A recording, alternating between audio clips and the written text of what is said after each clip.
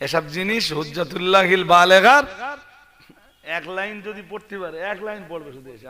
আমার যেখান ইচ্ছা আমি বই খুলে দেবো, আর আগের থেকে বলে দিলি তো অন্য হুজুর টুজুর ধরে ঠিক করে আনবে।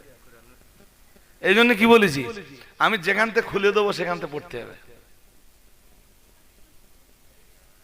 যদি এক লাইন ঠিক পড়তে পারে আমি অস করা ছেড়ে দেবো, অন ক্যামেরা অন। হ্যাঁ, হুজুরের কাছে পারলে বার্তাটা পৌঁছে দেবেন যে রজব আলী সাহেব চ্যালেঞ্জ দিয়েছে তোমারে। শুধু ওর না, ওর 14 গোষ্ঠীর চ্যালেঞ্জ। কত গোষ্ঠী? হ্যাঁ, ও যেসব হুজুর নিয়ে ঘোরে গোষ্ঠী শুদ্ধ সব হুজুরের চ্যালেঞ্জ, গোষ্ঠী শুদ্ধ সব নিয়ে আসবে, তাও পারবে না এক লাইন করতে। আর কাইম সাহেব এ কিতাব রোজ পড়া। আলহামদুলিল্লাহ হয় না? আর একটু জোর আওয়াজে বলেন। তুই জানিস কাইম সাহেবের এলমের আন্দাজ তোর আছে? কাইম সাহেবের এলমের ওজন করার মতো দাড়ি পাল্লাটাও তোর। আর কোনদিন যদি দাড়ি পাল্লা জোগাড় করতে পারিস তা আটকারা খুঁজে পাবি না। কি চ্যাম্পিয়ন করে আমার আল্লাহ জানিয়েছেন, ইয়া আইয়াতুহান নাফসুল মুতমাইন্নাহ। আমার আল্লাহ পাক রব্বুল আলামিন জানিয়েছেন, দুনিয়ায় ওদের যখন মরণের সময় হয়ে যায় আল্লাহ পাক রব্বুল আলামিন সরাসরি ওদেরকে মেসেজ দিয়ে থাকেন। ও বাবাজিরা ভাইরা, আমার আল্লাহ পাক রব্বুল আলামিন ওদের কাছে মেসেজ সেন্ড করেন। আমার আল্লাহ পাক রব্বুল আলামিন ওদের কাছে মেসেজ পাঠিয়ে দেন, ইয়া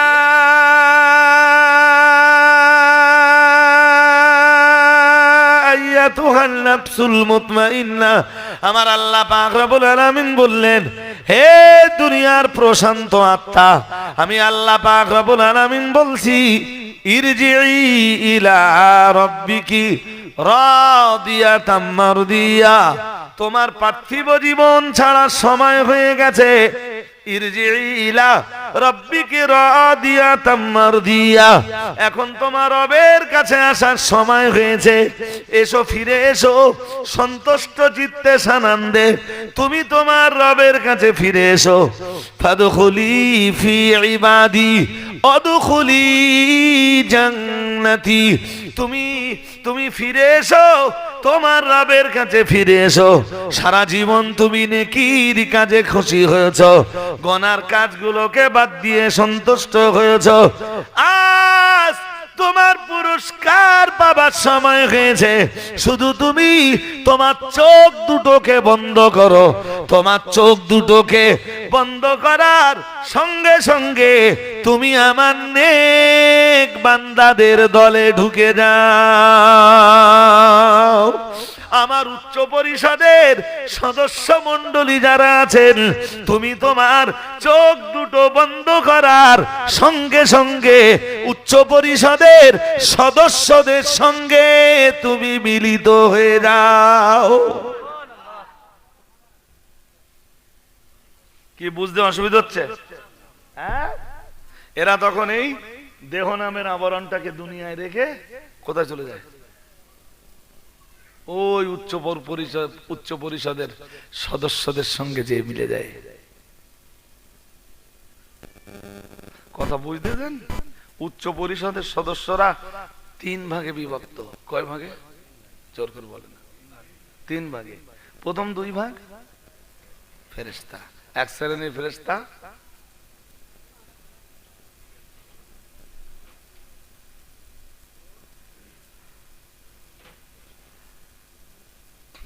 নূর দিয়ে তৈরি, আর এক শ্রেণীর ফেরেশতা আনাসেরে আরবার সংঘাত সৃষ্ট, পরম হালকা তাপ ও দ্যুতি থেকে তৈরি।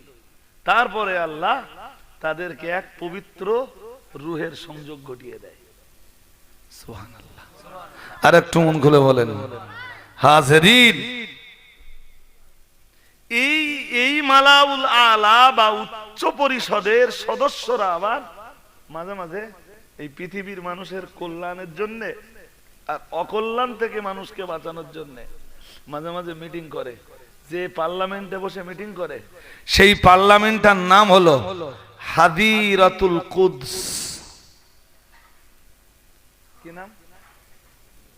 এত কথা আপনাদের মনে থাকবে না। যেই পার্লামেন্টে মিটিং করে তার নাম কি? কিসের জন্য মিটিং করে? কিসের জন্য একত্রিত হয়? পৃথিবীর মানুষের শুধু ভালোর জন্য না, খারাপি থেকে, তাবাহি থেকে, ধ্বংস থেকে, হালাকিয়া থেকে বাঁচানোর জন্য। আর একটু ওরা মিটিং করে কি করে জানেন? ওরা সরাসরি তো মানুষের জন্য কল্যাণকর কোনো কাজের আঞ্জাম দিতে পারে না। ওরা ওখান থেকে সমকালীন পৃথিবীর কোন একটা এলাকার এক এক এলাকার এক একজন ভালো মানুষকে বেছে নেয়। কথা বোঝেন না? ওরা ওখান থেকে কি করে? সমকালীন সময়ের এক একটা এরিয়ার ভিতর থেকে এক একজন ভালো মানুষকে নির্বাচন করে নেয়, নিয়ে কোনটা মানুষের জন্য ভালো কোনটা খারাপ হয় তাদেরকে ইলহামের ভিতরে জানিয়ে দেয়, নইলে তাদেরকে স্বপ্ন যোগে জানিয়ে দেয়, নইলে তাদেরকে গায়েবী ভাবে কোনো আওয়াজ দিয়ে তারা জানিয়ে দেয়। আরেকটু মন খুলে বলেন সুবহানাল্লাহ। আর সমকালীন মানুষদের ভিতরে এই ভালো মানুষটা সেই অনুযায়ী মানুষের জন্য, মানুষের কল্যাণের জন্য কাজ করে। ও সব ওখান থেকে সিলেক্ট হয়, করতে সিলেক্ট হয়। কথা হয় না? জাতির খেদমতের জন্য কাইম সাহেবের নাম যদি সিলেকশন ওই উচ্চ পরিষদের পার্লামেন্ট থেকে একবার হয়ে যায়, তুমি হুজুর আর কিছু করতে পারবা? কথা হয় না? তুমি কিছু করতে পারবা? সিলেক্ট কোথাতে হয়?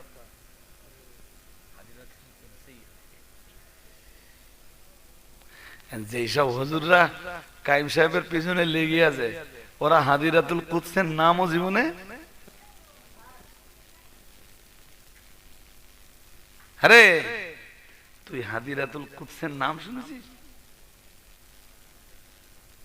হুজ্জাতুল্লাহিল বালেগা দিলে তুই এক লাইনও পড়তে পারবি না। আর এক লাইন যদি পড়তে পারে, এখন যেই হুজুরটা সবচেয়ে বেশি মুফতি সাহেবের পেছনে লেগে রয়েছে, শুনতেছেন নাকি? হ্যাঁ হ্যাঁ হ্যাঁ, সেটা এমনি বাংলায় একটা কথা আছে, যে যেমন ঢ্যাবনা জগৎকে দেখে তেমনা। যে যেমন বলেন বলেন, যে যেমন ঢ্যাবনা জগৎ দেখে তেমনা। যে যেরাম জিনিস সারা দুনিয়াকে ঠিক সে ঠিক ওই নাম মনে করে। হ্যাঁ, কি মনে করে বলেন? দিন মনে করে যে আমার মতো সবাই রে দড়িতে বাঁধতে পারে।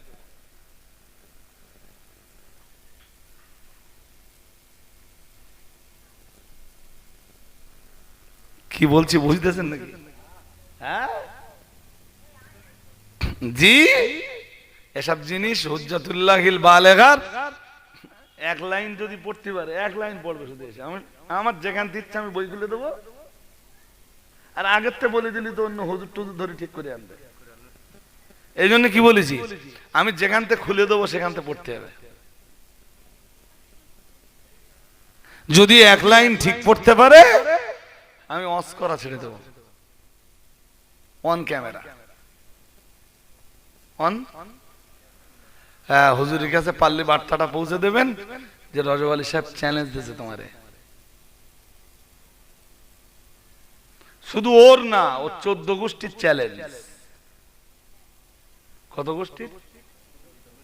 হ্যাঁ, ও যেসব হুজুর নিয়ে ঘোরে গোষ্ঠী শুদ্ধ সব হুজুরের চ্যালেঞ্জ, গোষ্ঠী শুদ্ধ সব নিয়ে আসবে, তাও পারবে না এক লাইন পড়তে। আর কাইম সাহেব এ কিতাব রোজ পড়া, আলহামদুলিল্লাহ।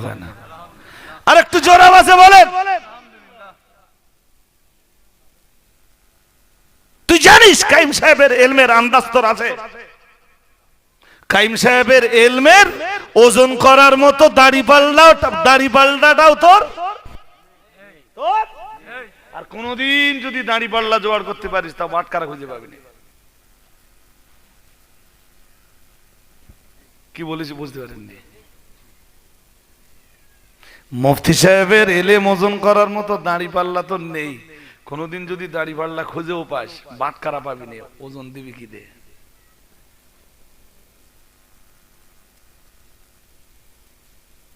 যদি বলে না ওই যে ইলেকট্রিক যে মেশিন গুলো আছে কি বলে রে, কম্পিউটার মেশিন, যদি বলে না উদি ফেলবো, কারেন্টের লাইনই পাবি না তুই।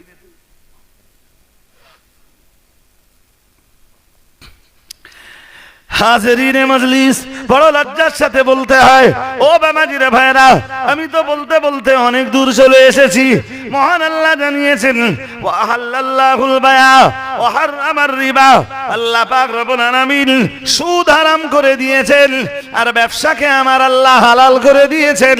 কিন্তু বড় লজ্জার সঙ্গে বলতে হয় আজকের বহু মুসলমান ঘরের ছেলেরা যেমন সুদের সাথে জড়িয়ে পড়েছে, ঠিক তাই বছো মুসলমান ঘরের বহু মেয়েরা সুদের সাথে জড়িয়ে পড়েছে। এরকমটা আছে না নেই? জোর আওয়াজে বলেন। আছে। মেয়েদের ভিতরে কম আছে না বেশি আছে? হ্যাঁ, শুধু সুদ খাচ্ছে না, গ্রুপ করে খাচ্ছে। কি করে খাচ্ছে? রাসূলুল্লাহ পৃথিবীতে যখন আসতেছেন আরবে তখন সব রকমের পাপ আছে, সুদও আছে। সুদখোরও রাসূল আরবে এসে দেখলেন, মক্কাতে এসে দেখলেন বিপুল সুদখোর। শুনছেন?